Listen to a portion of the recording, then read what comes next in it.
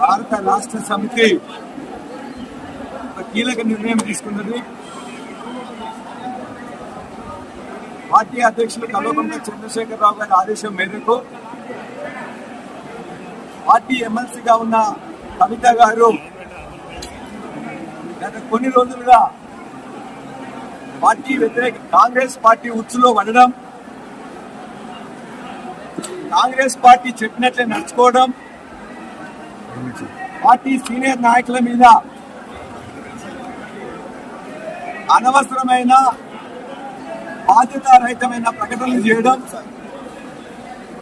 Party యావత్తు నాయకులు కార్యకర్తలు ఆందోళనకు గురి కావడం,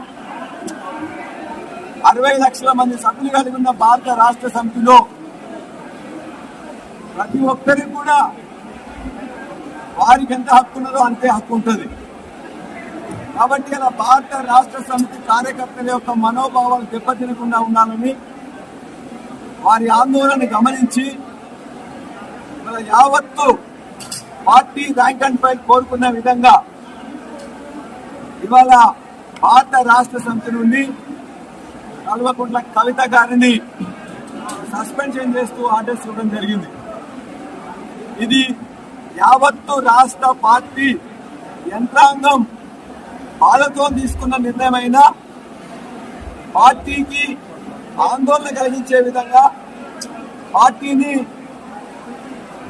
కించపరిచే విధంగా తీసుకున్న నిర్ణయాన్ని మొత్తం నాయకులు కార్యకర్తలు చెప్పిన దాన్ని కేసీఆర్ గారు విన్న తర్వాత కేసీఆర్ గారు సస్పెండ్ చేస్తూ నిర్ణయం తీసుకోవడం జరిగింది. ఈ నిర్ణయంతో పార్టీ అనేదే ముఖ్యం.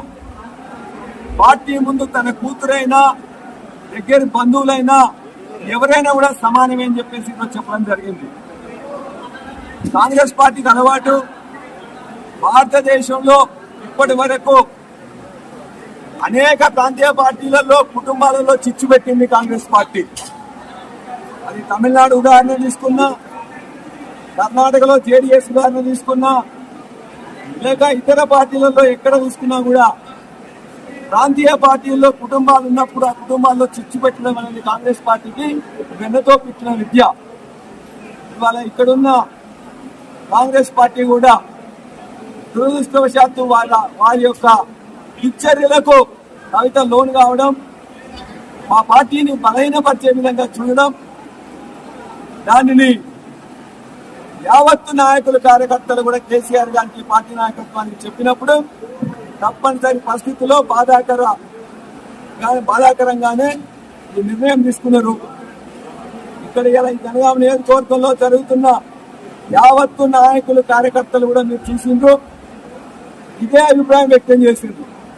వాటి పార్టీ శ్రేయస్సు దృష్ట్యా, తెలంగాణ శ్రేయస్సు దృష్ట్యా వారు తీసుకున్న నిర్ణయాన్ని మేము ఆహ్వానిస్తున్నాం.